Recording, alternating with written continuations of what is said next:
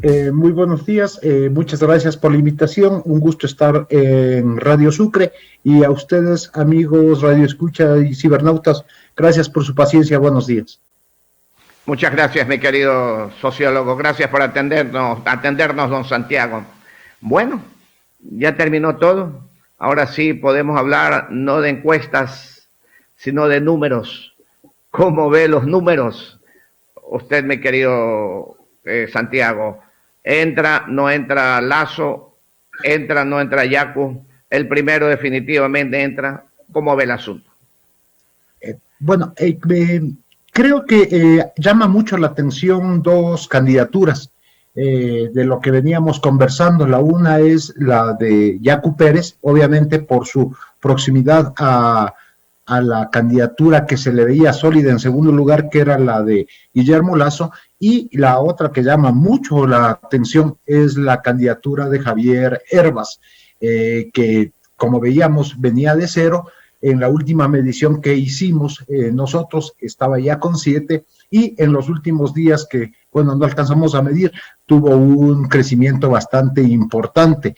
Creo que esos dos datos llaman mucho la atención, sobre todo por la votación que tuvo la candidatura de Hervas en provincias como, por ejemplo, como Loja, también la presencia que tiene en la costa ecuatoriana, menor, pero tiene presencia, y creo que eso llama la atención. Llama también la atención ver que los datos que obtiene la candidatura de Andrés Arauz no es tan alta como se esperaba. Toda la investigación que circulaba tenía más del 36, perdón, más del 36%, se calculaba 36, 38, 39, pero con el crecimiento de estas dos candidaturas, de la de Yacu Pérez y de Javier Hervas, disminuye a un 32, y asimismo se retiene la candidatura de Guillermo Lasso. Creo que estas dos figuras que salen a la política ecuatoriana, sobre todo la de Hervas, nos habla también de que el electorado ecuatoriano no se fue con un sentimiento negativo, no votó en contra del sistema, sino buscó opciones que piensan les garantiza un mejor vivir. Fueron votos positivos y claro, otra de los temas que llaman también la atención es la alta participación de los ecuatorianos. Los ecuatorianos salimos, votamos, ejercimos nuestro derecho del voto y no tenemos, no, por la pandemia, recordemos que había un miedo por la pandemia y la incógnita, cuánta gente iba a votar. Creo que la abstención es bastante baja comparado con los históricos, asimismo el dato de nulos y blancos. Señor Santiago Nieto, ¿usted cree que el bajón de Arauz, la subida de Yacu y la subida del fenómeno Eras, el bajón de Lasso, se debió al debate? ¿Influyó el debate? No, a ver, no creo yo tanto eso. El debate, cuando hacíamos el análisis sobre los números de los debates, cuántas personas vieron, fue bastante menor. Yo creo que fue un sinnúmero de acciones. Creo sin duda que el debate hizo que la gente comience a conversar de ciertas candidaturas como la de Hervas, pero creo que la candidatura de Hervas tuvo detrás estrategia. ¿Qué quiere decir esto? Que todas sus acciones estaban destinadas a un solo punto, a un solo objetivo, ganar las elecciones. Supieron comunicarse con un electorado que estaba, digamos, huérfano, y me refiero sobre todo a la clase media serrana, y encontraron un mensaje lo suficientemente movilizador para ese grupo de electores. Entonces creo que más bien no solo fue el debate, sino también fue una acertada campaña con una estrategia detrás. Ahora, hay una pelea cerrada. Según los números que tenemos hasta estos momentos, la Yacu tendría 1.662.046 electores o votos, mientras que Lasso tiene 1.609.113. En este momento, que después de un rato comenzarán a contar, pero en este momento, hay una diferencia de 52.933 votos. ¿Qué sucede? Que hoy por hoy ya están escrutadas o procesadas el 98.15% de todas. De 14 aproximadamente que habían con novedades, ahora bajó a 9.45. Hay una diferencia de 53.000 votos prácticamente que va adelante Yaco. ¿Usted cree que con lo que falta de escrutar, que son 3.778 actas con novedades, lo va a pasar Lasso a Yaco o se mantiene la tendencia? ¿Cuál es su número? A ver, lo que pasa es que no hay cómo calcular, porque no se sabe qué actas son las que están con novedad, ¿sí? Entonces, no es un cálculo de proyección o de los números que uno pueda manejar, sino de tener ese material, saber dónde estuvo, de dónde son esas actas. Yo no las conozco, porque eso va a definir quién puede subir más o si se mantienen las diferencias o si se acortan. Viene todo el proceso de impugnación de actas. Entonces, es otro el proceso que tiene que ver más que con la legalidad que con la participación y cómo votó la gente. Son actas impugnadas, la diferencia es muy, muy pequeña, es muy pequeña. Si vemos, es 0.62% la última diferencia que da entre los dos candidatos que se pelean el segundo lugar, y creo que eso, si es que dependiendo cómo manejen estas actas con novedad que ha llamado así el Consejo Nacional Electoral, como las dos tiendas impugnen esas actas, nos darán el resultado de quién pasa la segunda vuelta. ¿Usted cree que Herbas le restó votos a Lasso? Yo creo que tanto Herbas como Yacu se alimentan de todos los votos posibles. Sí, yo creo que lo toma algo de Arauz, algo de Guillermo Lasso, y sobre todo se nutre de aquella gente que estaba diciendo ninguno, de aquella gente, recordemos, don Vicente, de aquellas número de personas que cuando uno le presentaba la papeleta electoral y decían no quiero votar por ninguno, y era a un 42% a 15 días de las elecciones. Entonces creo que se nutre de eso ninguno, por eso baja tanto el nulo y el blanco, que llega a niveles históricos más o menos entre los dos del 12-13%, entonces se nutre de ahí. Lo mismo pasa con la candidatura de Yacu Pérez, se nutre también de Arauz, se nutre un poco de Guillermo Lasso y se nutre de esa gente que estaba desencantada de la política. Podríamos decir que ese sector buscó figuras nuevas, como es por la de Herbas y como es la de Yacu Pérez, relativamente para, yo digo, el conjunto de electores a nivel nacional. 8 de la mañana y 23 minutos, 8:23, con el sociólogo Santiago Nieto de Informes Confidencial. Sociólogo, todo esto da una serie de preguntas, ¿no? ¿Usted cree que el 65% más, ¿no es cierto?, haya rechazado la posibilidad de que Ecuador se vuelva en una Venezuela? A ver, creo que hay que ser mucho más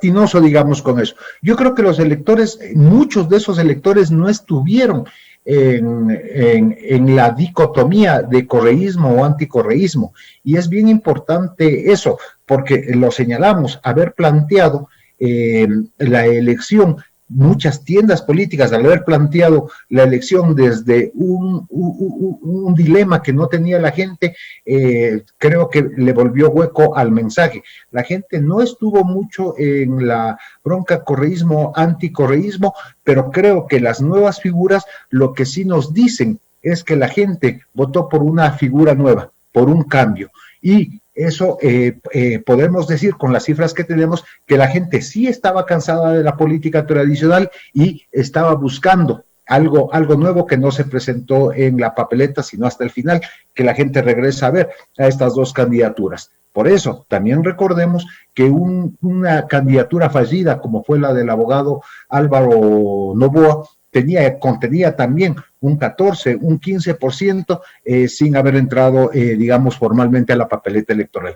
Esa seña de esos votos de Álvaro Noboa, ya decía al sistema de la política que la gente necesitaba una candidatura de escape para poder manifestarse. Hablando de Álvaro Noboa, él ha declarado en varias ocasiones de que no lo dejaron entrar a competir, ataca a ciertos políticos, porque dice que dividía la tendencia de derecha y le quitaba los votos a Lasso.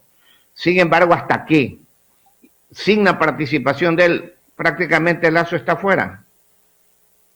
A ver, sí, había ahí, pero lo que pasa es que eso tenía el sistema, que la entrada de Álvaro, porque piensan en los espacios políticos de la forma tradicional del siglo XX, es decir, como si los electores tuvieran la posición de derecha, izquierda, que no la tienen porque simplemente les son categorías huecas, que no suenan, que no definen. Pero no, Álvaro Noboa también tenía las mismas características, se nutría sobre todo de los indecisos, de aquella gente que no se pronunciaba por los que estaban ya en la papeleta y tomaba de las dos candidaturas más fuertes algo de sus votos. Álvaro, digamos, también funcionaba en ese momento, estamos hablando ya hace algunos meses, como una salida, un escape de los electores frente a las candidaturas que presentaba la política a los ecuatorianos. Viendo los números, el caso de Guayas, por ejemplo, prácticamente 2-1 le da el correísmo al Partido Social Cristiano, siendo el Social Cristiano su casa. En el Oro, casi igual. En la provincia de Los Ríos, igual. En diferentes provincias donde el Social Cristiano ha sido realmente su fuerte, el correísmo le da 2-1. ¿Cuál es su lectura a esto? Creo que primero es que no presentaron candidato propio. Creo que había una gran expectativa de ese sector de la política por una candidatura diferente. De hecho, se sentían muy animados, en un primer lugar con una posible candidatura del abogado Nebot y en otra con cuando hicieron las internas. Pero no es un electorado que plegó automáticamente a la candidatura de Guillermo Lasso, sino que se quedó expectante y viendo, y entonces tuvieron otro comportamiento. Lo que usted dice es bien interesante ver cómo en las votaciones presidenciales tenemos un dato, pero si vemos las votaciones para asambleístas, el Partido Social Cristiano tiene mucha más cantidad de votos. Entonces, se puede presumir que dijeron no a la candidatura presidencial, pero dijeron sí a la candidatura, a las candidaturas propias del Partido Social Cristiano. ¿Usted cree que la votación que logró Lasso fue por el apoyo social cristiano? Sin el apoyo social cristiano hubiese sido mucho menos 828, 821, 828, 828, con el sociólogo Santiago Nieto de Informe Confidencial. Creo que eso hay que analizarlo con mucho más cuidado y con un poco del tiempo. Lo que podemos sí decir es que cuando anuncian la unión de Creo con el Partido Social Cristiano, sí tomó mucho más cuerpo la candidatura de Guillermo Lasso, porque le puso contenidos, le puso mucho más fuerza, le hizo potente a esa candidatura. Creo que hubo errores más bien de estrategia, de enfoque de mensaje, que no pudo capturar toda esa votación y ampliarse un poco más a otros sectores, como por ejemplo la Sierra Ecuatoriana, por entrar a Quito, por ejemplo, entrar a esa clase media de la que se nutrió de votos Javier Elbras, pero creo que fue más bien un problema de manejar primero la alianza y dos, la propuesta de mensaje. Pero bueno, está, como se ven en los números, está muy cerca y todavía está por definirse si es el candidato Lasso el que pasa a la segunda vuelta o es el candidato Yacu Pérez. 829, 829, 829. ¿Usted cree que se ha regionalizado la política en el país hoy por hoy, cuando en la Sierra Centro Sur y en varias otras provincias de la Sierra tiene alta votación Yacu y alta votación en la costa ecuatoriana, Esmeraldas, Manabí, Guayas, el mismo provincia del Oro, Los Ríos, tiene Arauz? A ver, más bien diría que el regionalismo sigue existiendo, es una de las variables para el análisis de la política ecuatoriana, pero sí creo que a las candidaturas les faltó una representación de Quito.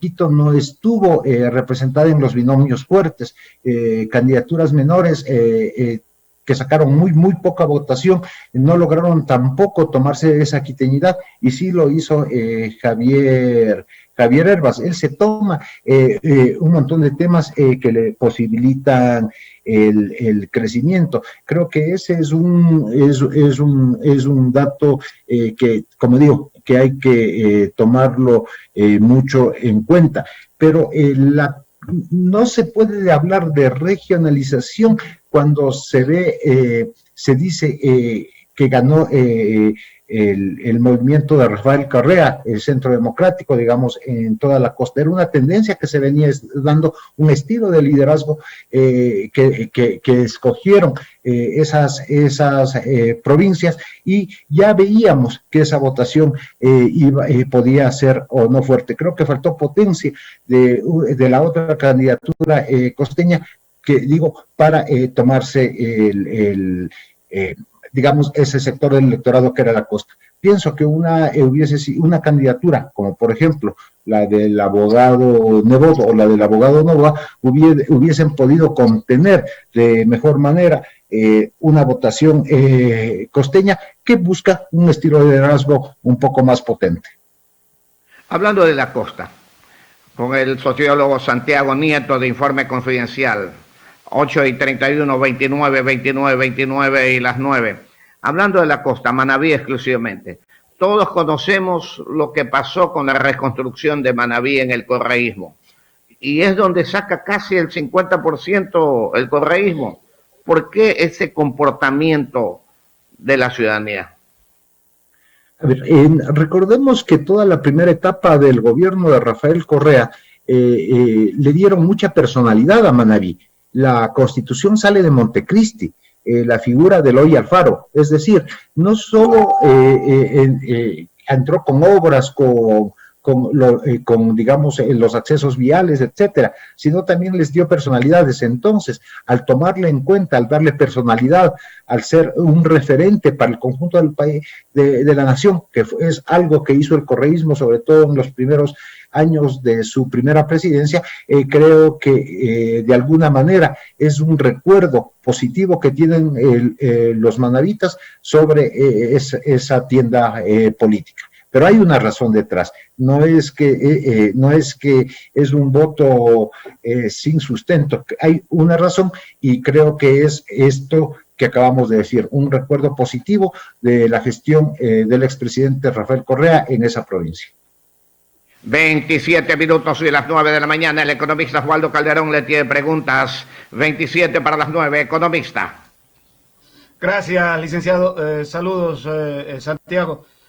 El escenario en la segunda vuelta está definido. Uno, ¿cuál es más cómodo para Arauz? ¿Guillermo Lasso o Yacu Pérez? Buenos días, Osvaldo. La pregunta me encanta. Yo creo que es mucho más cómodo para este sector de la política, para el correísmo, para la candidatura de Arauz, pasar con Lasso a la segunda vuelta, porque es un discurso que ya lo tienen listo, es un discurso que lo han manejado ya muchos años, es decir, tienen el discurso preparado y les es más fácil polarizar, contrastar. En cambio, la candidatura de Yacu Pérez les es mucho más incierta. Hay coincidencias en ciertos temas entre las dos candidaturas, y hay también coincidencias, diría yo, en algunos electores que podrían migrar para las dos. Creo que el escenario para Arauz con Yacu Pérez es mucho más complejo, porque la figura de Yacu Pérez no está todavía definida, y tiene, de lo que teníamos en la investigación, tiene mejores números en cuanto a imagen, credibilidad que el resto de la clase política, porque está haciéndose conocer. Es decir, su imagen no está cargada ni tiene, ni tiene argumentos negativos por parte de las personas para manifestarse con él. Entonces creo que sería más problemática para Arauz una segunda vuelta con Yacu Pérez. Santiago, usted decía hace un momento la condición hueca de la clasificación ideológica de derecha e izquierda, pero se podría mencionar que hipotéticamente los dos finalistas, si entra Yacu Pérez, responden relativamente en función de lo que usted decía, de una mayor coincidencia a una tendencia ideológica. A ver, pero si es que hacemos a ver, hay estas dos posibilidades, que pase Arauz y Yacu Pérez y que pase Arauz y Guillermo Lasso. Tampoco podríamos decir que el electorado se polarizó si es que pasa Arauz y Lasso. No, pues, o sea, porque son muy poquitos votos. Yo creo que más bien depende de la empatía que tienen los ciudadanos con los mensajes que emite el candidato, y no solo el mensaje en palabras, sino en la forma de decirlo, la forma de relacionarse, la dirección de las palabras. Pero creo que va mucho más allá. Y cuando hablo de categorías huecas, izquierdas, derechas, quiero aclarar ahí, la gente no las tiene en su cabeza. Muchos de los dirigentes la tienen y creo que eso también imposibilita la comunicación, pero la gente no la tiene, y la gente tiene más bien en su cabeza qué candidato me soluciona a mí los problemas. Y una última de mi parte, Santiago. En la relación del poder de convencimiento, y estamos manejando el escenario con Yacu Pérez, ¿quién tiene mayor, diríamos, locuacidad o capacidad para captar con la palabra al elector en esta segunda vuelta? ¿Arauz o Yacu Pérez? A ver, cada uno tiene diferentes fuerzas. Yo creo que más allá de los dos candidatos hay otros actores alrededor de las candidaturas que tienen potencia, y me refiero, en el caso de Arauz, le tiene a Rafael Correa, que él sí tiene más bien una posición mucho más dura con respecto a los electores, los que le quieren y los que le odian, y eso marca un punto de fuerza a favor de Arauz, más allá de Arauz mismo. Y en Yacu Pérez tiene alrededor también el movimiento indígena, que en el conjunto de los electores ecuatorianos lo ven bien por su actuación en octubre del 19, más allá de lo que nosotros consideremos que pasó. Entonces tienen dos anclas en que agarrarse. Y mire, lo que pasa es que hay que ver las nuevas formas de comunicación, los estilos que les gusta a los nuevos electores, digamos, son diferentes. Creo que de hecho las dos candidaturas que se presentan, posibles, Arauz y Yacu Pérez, son diferentes a la forma de hablar de la política tradicional. Si nosotros vemos la de Guillermo Lasso, es una candidatura mucho más tradicional, y la forma de hablar del candidato Lasso es mucho más clásica, diríamos nosotros, por la forma de las entonaciones y las formas de emitir el discurso. Pero creo que hay otras razones más que tiene que ver con la empatía que sienten los electores con los mensajes dados por las diferentes tiendas electorales y los diferentes candidatos. Gracias, gracias de mi parte, Santiago. Muchas gracias, Osvaldo. Usted ha dicho, mi querido Santiago, le falta más alegría. Ya cuando bailando por todos lados. No, porque era una de las cosas que criticábamos nosotros. A ver, si la gente estaba con 85% diciendo que su futuro, que su presente es peor que el año pasado, y veían hacia cómo va a estar usted al futuro, también iban a estar mal. Creo que mucho del baile también frivolizó la campaña y evitó que haya contacto entre candidatos y electores. pero esto se fue, digamos, disminuyendo frente a la propuesta de campaña. Creo que es, siempre lo decíamos, si en un funeral alguien va con mariachis y guitarras, la gente se va a enojar. Y si vamos a un cumpleaños y a llorar en el cumpleaños, tampoco le hace gracia a la cumpleañera o al cumpleañero. Entonces hay que tener, como yo digo, siempre sintonizar con el ánimo. Creo que vemos muchas candidaturas que fueron mucho más frívolas, más light en su misión de mensaje, tuvieron muy, muy poca votación. Definitivamente. La política es alegría, no es pena ni tanta seriedad. Lamentablemente es una gran verdad. Mi querido sociólogo, qué gusto haberlo escuchado. Realmente nos nutre a los ecuatorianos con todos estos criterios suyos, totalmente equilibrados, en base a números ya, sin inclinarse al uno ni al otro. Eso realmente es una muy buena medicina para todos los que los escuchamos. Lo dejamos con las últimas palabras, sociólogo Santiago Nieto, de Informe Confidencial. Le agradezco mucho por sus palabras, Vicente, y claro, lo importante para uno poder hablar es que haya medios, como en este caso Radio Sucre, que son formas en que uno puede comunicarse con la ciudadanía de forma, digamos, objetiva, tratando de informar, digamos, por parte de quien habla, antes que de opinar. Y le agradezco mucho sus palabras, y amigos radioescuchas y claro, cibernautas, gracias por su paciencia y por su tiempo. Que todos tengan un gran día. Muchas gracias a usted, y lo vamos a seguir molestando al sociólogo Santiago Nieto de Informe Confidencial. Lo vimos a Jaime Barba, a su socio, lo vimos en CNN, así muy bien también, bien puesto como siempre, mi querido Santiago. Muchísimas gracias, le haré llegar su comentario, muy amable. Gracias.